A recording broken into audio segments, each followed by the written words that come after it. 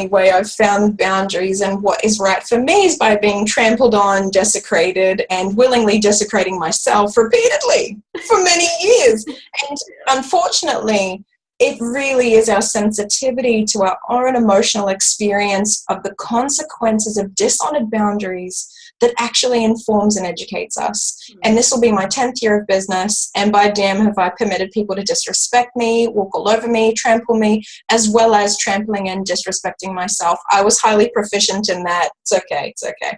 I earned a few accreditations in that area.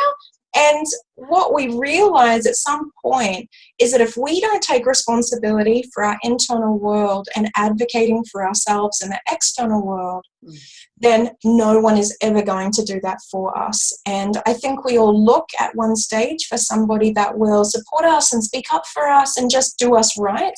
And I think increasingly we're realizing that in this world, ain't nobody going to do you right if you don't speak up for yourself first.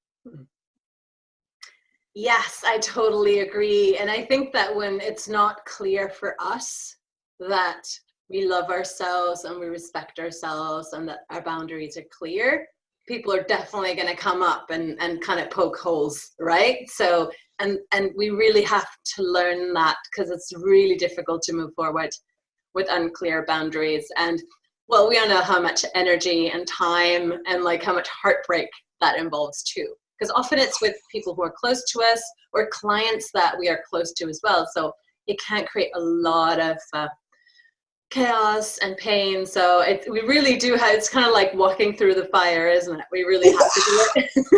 It is. And I think when we are so inspired by love and when we are leading with our hearts, I feel like we fear the ramifications so highly that we can often permit our standards to drop so that we don't lose. I find it really is the fear of loss that actually prevents the clear articulation. You know, there's kind of two stages. We need to be aware of our internal world, which you are a master at, and in our friendship and our professional relationship, it's your awareness of the internal realm and your ability to be able to cleanse, clear, communicate, and connect internally.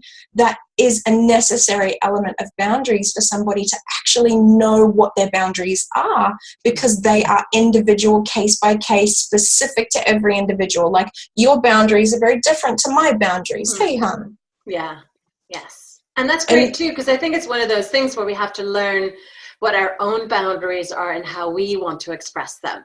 And it's fine to stretch what that is, because usually we have to stretch a little bit what that really means and how we need to communicate them. But we can't just pick someone else's, right? We really have to find our own way of doing that. Yes. And I think you really model a beautiful connection with all of the internal selves, with our own soul, from the intuitive guidance that we're receiving. And that's where that information is. And I know that your tribe know that, and I know that you teach that so beautifully, Karina, that ability to tune in and be aware of that precious, sacred, individualized information. If there was a book written on this stuff, it's very deep within us.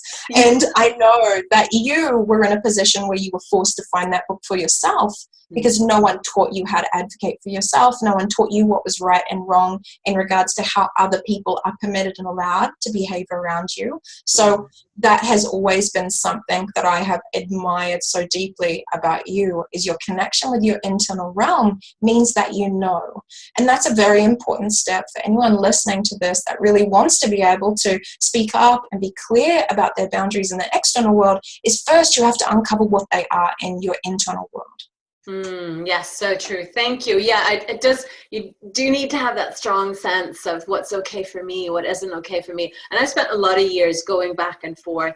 I remember with my kids, it was so funny because I'd be like, say no to something. And then in my head, I'd be going, well, maybe that's not quite right. And maybe I can say yes to this, but not to that. And then I didn't really know, because there was no ultimate right or wrong thing. I just had to decide on something. And for some people that's easy, and for some people it's not. So it's like really getting clear, is this a yes for me? Is this a no for me? And then what I love about you, Lisa, is that you're very good at communicating that clearly. Because then it's like, it's not about having a conversation and asking people to agree with your boundaries or feel okay and not hurt by your like all that stuff. But you're really good at saying, actually, this is my boundary. And I'm communicating it clearly to you. And this is what happens if you trespass. Yes. And, you know, I think we really forget that we are each the king or queen of our own realm. That for me, I never felt like there was space that was designated for me. And many sensitive, you know, people who are empathic and gifted and intuitive, we feel like we can't actually discern where that territory is. Yeah. So doing that internal work to discover it, but then actually making that clear and real in the external world is only possible through our vocal expression.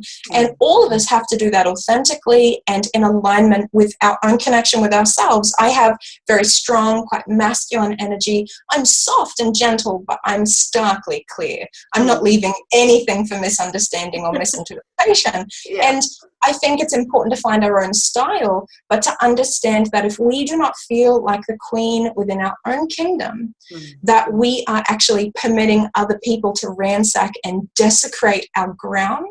And when we permit and allow that to happen, there is no safety in our internal realm. So if we're wanting to create big, beautiful things in the world through our businesses, to align with our purpose means that we have to be able to easily, succinctly communicate that with ourselves and everyone in our external world.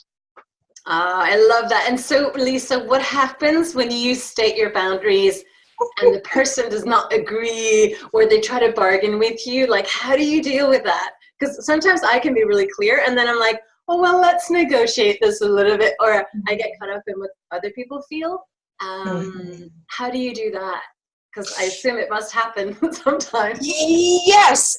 I think there was a stage in my life where I allowed it to be negotiated. And what I realized is that as soon as we negotiate, we compromise. So we actually all intrinsically know what is right for us and what's wrong. And we all have to face the emotional consequences of permitting someone to not know and therefore unknowingly or knowingly desecrate us internally. And I think it's the pain of that happening that is the real education here. When we are not clear and we don't state conditions, I always talk about our terms and conditions. I do this in friendship. Hi, I'm Lacey Black. If you want to be friends with me, that means that we're going to have honest, open communication at all times because I'm an empath and I'm actually going to know what you're thinking and feeling at all times. And if you're not going to be truthful with me, I'm going to feel super weird because I don't know whether you know what you're thinking and feeling or whether only I am and you're hiding it from yourself. So permission to speak freely and honestly at all times. And I have literally had this conversation with you. Hey, Karina. Yes.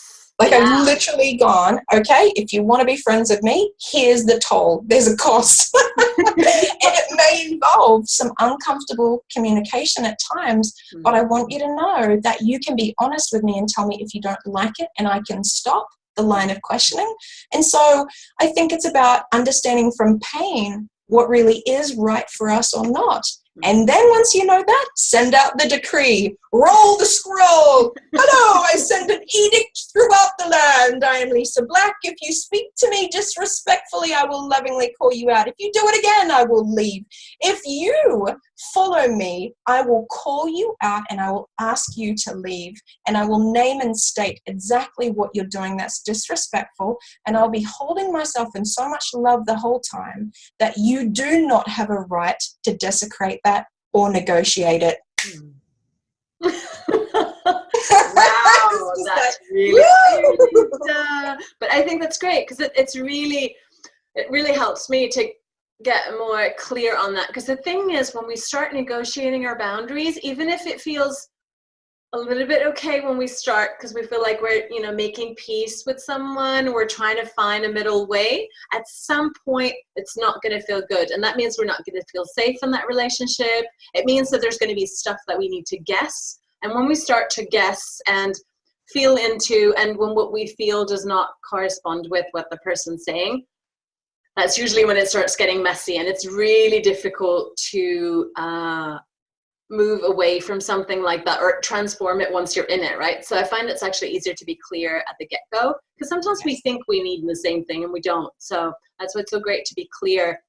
And you put this in writing to your clients and on your website and things like that, right? To really be clear about what your boundaries are. I think it's very important to put it into writing, but I think the more important thing is to actually be very comfortable vocalizing it. And that's actually the key. As much as I reinforce it in writing with all of my clients, it's actually vocalizing it. I think I practice boundaries with my husband, my children, my friends, my clients, and myself equally. Like, there's no place where I practice boundaries more or less, because I had a client come to me and go, great, I've asserted boundaries with this person, it went really well, I'm done now, hey. And it's like, actually, you actually have to have an emissary or an ambassador within you that actually walks around on your behalf, continually rehearsing. So because we need to keep on clarifying our boundaries all the time, I have like a little replay. And that I like hit the button, play, and it'll just like, hi, my name's Lisa Black, and this is what's acceptable, and this is what isn't. Is that okay with you? Because if it's not, I'm leaving. Yeah. And so important that we have to address our own deep fears of loss and abandonment in order to clearly articulate our boundaries. Because if we feel loss, we're never going to have the strength to clarify. And I know I would rather stay with myself and feel like I've respected myself than allow the fear of loss to cause me to concede, because that's what I did, and I lost big time. In particularly with family relationships, the desire to stay connected meant that I permitted disrespect, which meant I was in anguish and pain and deep sadness while trying to pretend that I was in a loving, compatible, relationship. And it's important not to lie to ourselves about what true love and connection is. Has to be mutually agreed upon. Yes. And it is, like you said, it's ultimately about choosing yourself, right? Because when you love yourself and you honor yourself, there are things that we just can't allow. And that means that it's more important to love ourselves deeply than to please someone else or make sure someone else loves us. Because it's really about self-love and self-care and honoring who we are. And we are the ones who have to set the tone for that. We can't wait for other people to kind of give it to us. Because then they can take it away again, right, when they want to. And it really has to come from within. And I feel like that's like a really big, deep, necessary journey that we all have to take. And you model that so beautifully. And so Lisa's also going to teach a masterclass on this topic in my Lead with Heart Mastermind. So I'm really excited about that, because I've had Lisa as a guest teacher before, and she's amazing. And you really give so much value, so much one-on-one support during that time as well. And it's great to have someone with so much experience as well sharing this. I wanted to ask you one last question before we wrap this up. Lisa, if you're up for it. Please. So this is all, this mastermind that I'm opening up to now is all about leadership. And I would love to know what your biggest challenges have been when it comes to stepping into the leader that you are now. Ooh, this is really good. I'm going to be very vulnerable and tell the truth that the hardest thing about leadership for me is being self-led, that I can't look at what other people are doing and try to replicate it. I can't buy in to the facade of what I want myself to want through business success. I can't deceive myself. And I think I've been doing a lot of work over summer, stripping down what is the reason why we are in business. If we are motivated by fear or pain, we're not going to be a sustainable business. If we're motivated by gain, money, power, love, recognition, then it's flawed, it's limited, and it's not whole. And you can feel that. Yeah. For me, leading with heart, and the biggest challenge that I have is actually being very sincere and genuine with myself to acknowledge that business for me is about becoming. And there is no better measure than being the fullest, clearest expression of myself in the world.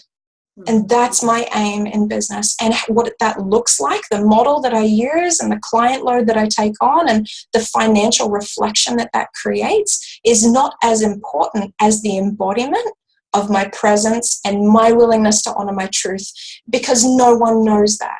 No, I can't prove it to anyone. No one can see. Some people might sense it, but I could trick myself. Does that make sense? Yeah, totally. I love that, Lisa. And that is a big one. So thank you so much for sharing that with us. Because I feel leadership, I don't know if it's particular for women, but it just brings up a lot of stuff that we have to work through. But then the rewards are just amazing, because that means we can create a life that we really, really love, and something completely unique, which is, it's like the biggest gift, and then it just spills into every part of our life, right? It's not just the business, it's also our relationships, our homes, our families, with our friends. It's just, yeah, it's such a magical gift. So thank you so much, Lisa, for your time today. And I would love to invite those of you who want to know more about Lisa or work with Lisa, discover her amazing world, to find her through the links under this video. And then I would love to also invite those of you who feel the call to join my Lead with Heart Mastermind for loving, amazing light leaders who really feel that strong call from within to lead in a new way. And you are needed, and now is the time. So if you're feeling that this is for you, I would love to connect with you and to welcome you into this mastermind. And you will also get to know Lisa better. And we have another guest teacher as well, Jodie Pibor, and the amazing women who have already said yes to this adventure. So thank you so much to all of you. And you can find all the links below. Thank you so much for those of you listening.